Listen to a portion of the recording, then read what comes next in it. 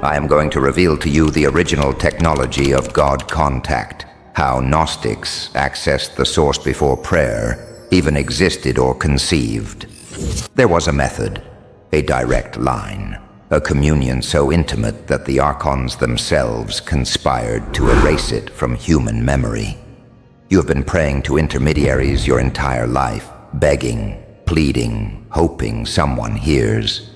But what if I told you that the ancient Gnostics never prayed at all?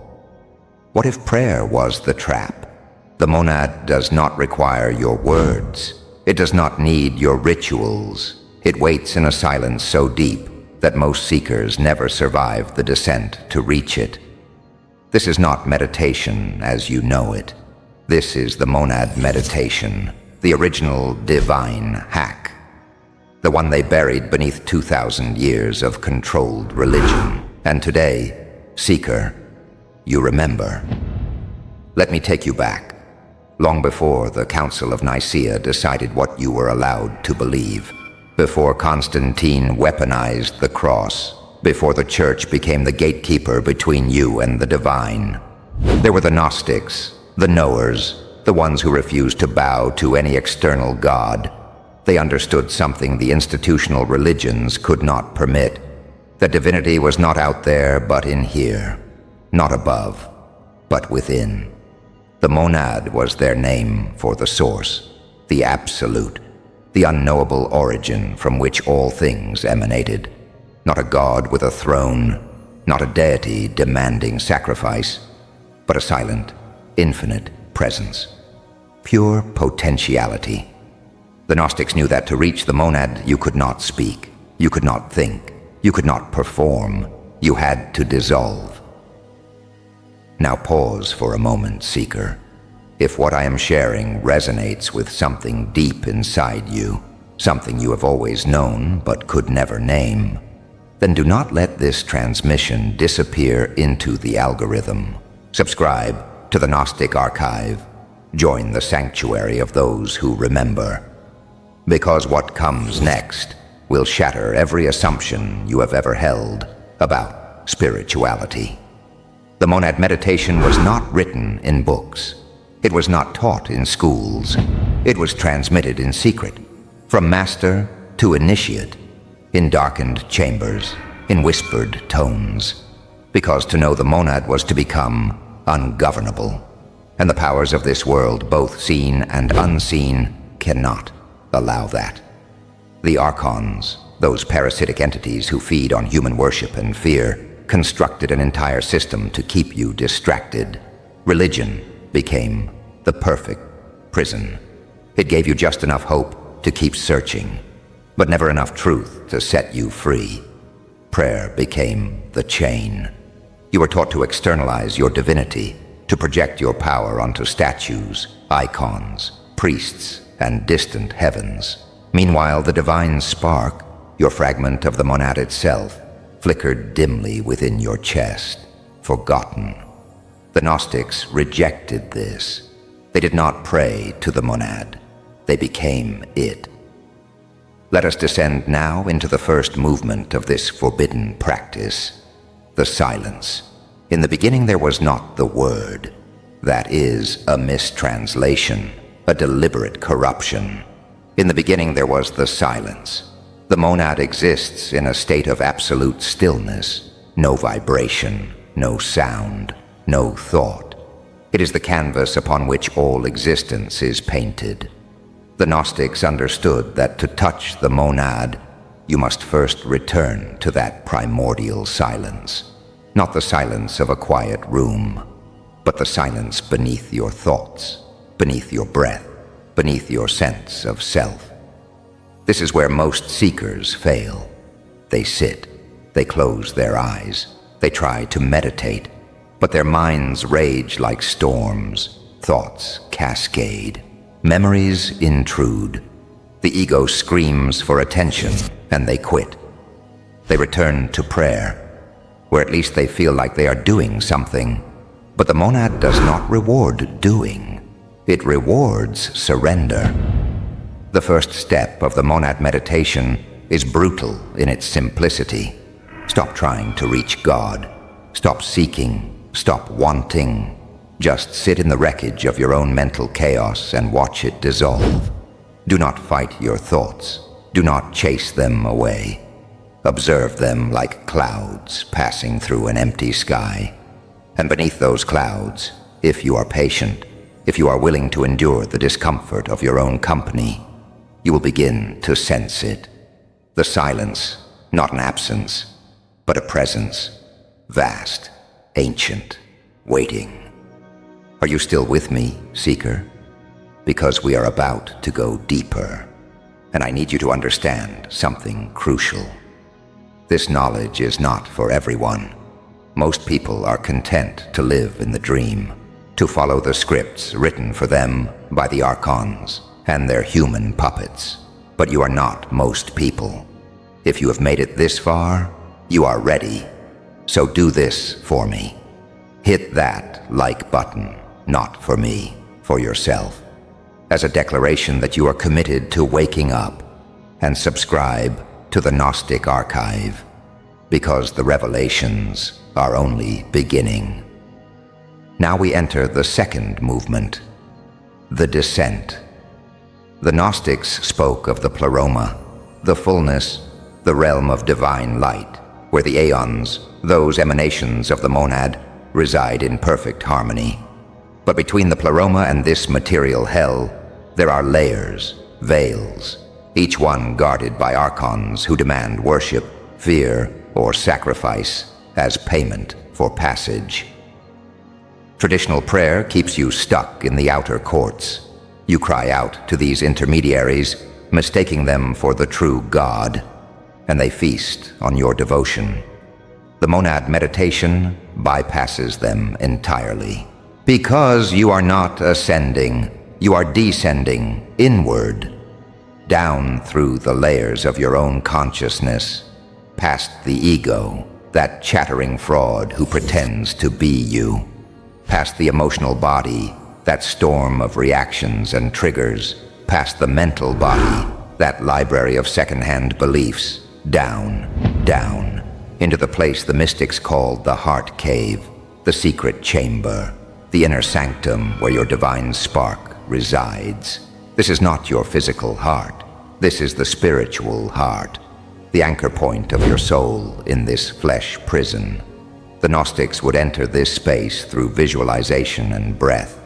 They would imagine a descent into their own chest, a journey through darkness, through fire, through water, through every element until they arrived at a still point, a single flame burning in perfect silence, and in that flame they would sit, not as a worshipper, but as the flame itself. Do you see the difference, Seeker? In prayer, you remain separate. You are the petitioner. God is the distant authority. But in the monad meditation, there is no separation. There is only recognition. You are not calling to the divine. You are remembering that you are the divine, fragmented and imprisoned in matter. Yes, but still divine. This is the knowledge the Church could not allow. Because if you realize you carry the monad within you, you do not need priests. You do not need sacraments. You do not need permission. You are already whole, already holy, already home. We arrive now at the third movement, the dissolution. Here is where the monad meditation becomes dangerous, not to your body, but to your identity. Because to touch the monad, you must be willing to die, not physically, but egoically. The Gnostics called this the bridal chamber, the sacred marriage, the moment when the individual soul dissolves back into the one. In that state, there is no you, no personality, no story, no past, no future, only the eternal now, the infinite presence of the monad. Most seekers cannot handle this. Their survival instinct kicks in. The ego panics. It pulls them back to the surface, gasping for the familiar. But those who endure, those who allow themselves to be unmade, report the same experience across centuries and cultures. They describe it as coming home. a return to a place they have always known but forgotten. The Gnostics did not see this as a mystical high. They saw it as remembering. You are not achieving some new spiritual state. You are stripping away the illusions until only truth remains. And the truth is this: you have never been separate from the monad, not for a single moment. Separation is the lie, the great deception. The original sin was not disobedience, it was forgetting. Seeker, I know this is heavy. I know your mind is resisting. That is normal. The Archons have spent millennia programming that resistance into you. But you are stronger than their conditioning. And if you want to go deeper, if you want to explore more hidden transmissions like this, then make sure you are subscribed to the Gnostic Archive, because we are not stopping here. The fourth movement is the emanation. Once you have touched the monad, once you have dissolved into that infinite silence, something remarkable happens. You emanate back into form, but you are no longer the same. The Gnostics understood that the monad does not remain static. It expresses itself through emanation. The aeons are not separate beings. They are modes of consciousness, aspects of the one exploring itself through multiplicity. And when you return from the monad meditation, you return as an aeon in human form. You carry the silence with you. You move through the world, but you are no longer of it. The Archons lose their grip. Their fear tactics no longer work. Their promises of reward and punishment become hollow, because you have tasted the source, and nothing in this material realm can compare. This is what the early Christians called being born again, but the Church corrupted it. They turned it into a ritual, a baptism, a membership card. The Gnostics knew it was an inner alchemy, a death and resurrection that happened in the secret chamber of your own heart. You do not need a priest to facilitate this. You do not need holy water. You need only the courage to sit in silence and let the monad dissolve you. Now, Seeker, let me give you the practical key, because I know you are asking, how do I actually do this? How do I access the monad meditation? Listen carefully. Find a space where you will not be disturbed, not just physically, but energetically. Turn off your devices, lock the door, sit comfortably, but with your spine straight. This is not a relaxation exercise. This is a descent into the absolute. Close your eyes. Begin with your breath, not controlling it, just observing it. Watch the inhale, watch the exhale. Notice the pause between them. That pause is the doorway. In that stillness between breaths, the monad whispers, "Now bring your awareness to your chest, not your mind, your chest." Imagine a descent, a spiral staircase made of light, leading down into the center of your being. With each breath, you descend one step. Do not rush. This is not a race. As you descend, you will encounter resistance. Thoughts will arise. Emotions will flare. The ego will throw every distraction it can at you. Do not engage. Simply observe and continue descending. Eventually, you will arrive at a space of profound stillness, a chamber lit by a single flame. This is your divine spark. Sit before it. Do not worship it. Recognize it. You and the flame are one. And in that recognition, the boundaries dissolve. You are no longer the observer. You are the flame. You are the monad experiencing itself through the lens of your particular form. Rest in this for as long as you can. When you are ready, or when the monad releases you, begin the ascent, slowly, gently, carrying the silence with you. Open your eyes. You are back in the world, but you are no longer trapped by it. This practice, Seeker, is your birthright. It was never meant to be hidden, but the forces that control this realm could not allow it to spread. Because a population that knows the monad cannot be controlled, cannot be manipulated, cannot be enslaved. The Gnostics were hunted for this knowledge, their texts burned, their teachers executed, their communities scattered, but the transmission survived, encoded in symbols, hidden in myths, whispered in the silence between words, and now it has found you. Not by accident, nothing is accidental.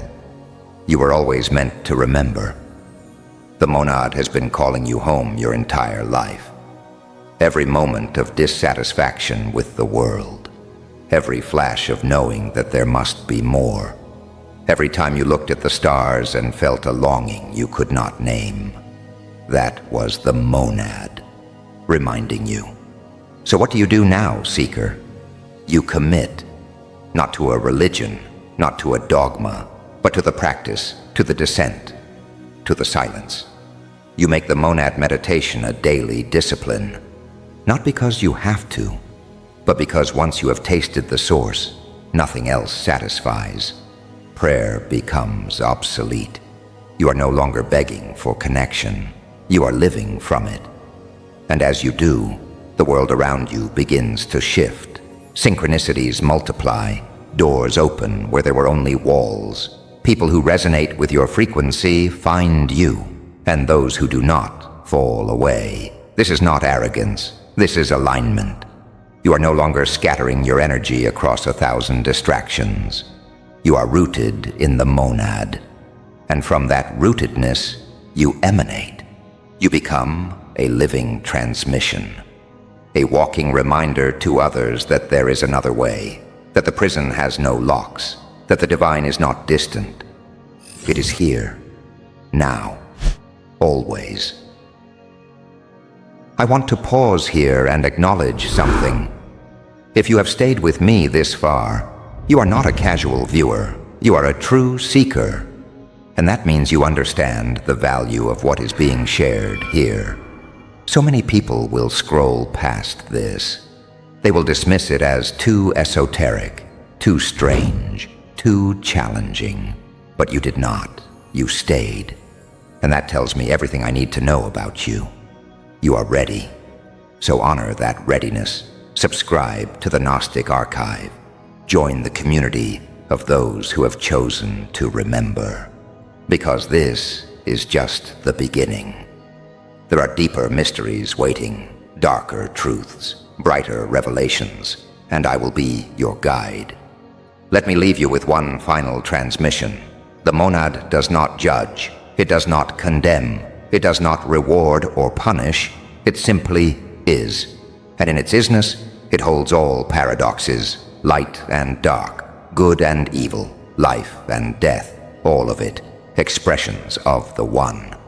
The Gnostics understood this. They did not fear the darkness, because they knew it was just another face of the monad. And when you touch the source, you transcend duality. You see that the battle between good and evil is a game played in the lower realms, a distraction, a control mechanism. But in the monad, there is no battle. There is only the eternal dance, and you are invited to dance. Not as a servant, not as a sinner seeking redemption, but as a sovereign spark of the divine, reclaiming your inheritance. The time of forgetting is over, Seeker. The monad meditation is your key. Use it, not once, but daily.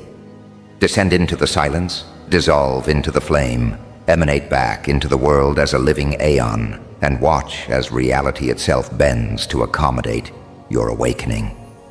This is not fantasy. This is the original promise, the one the Archons tried to erase. But they failed, because the truth cannot be destroyed. It can only be forgotten.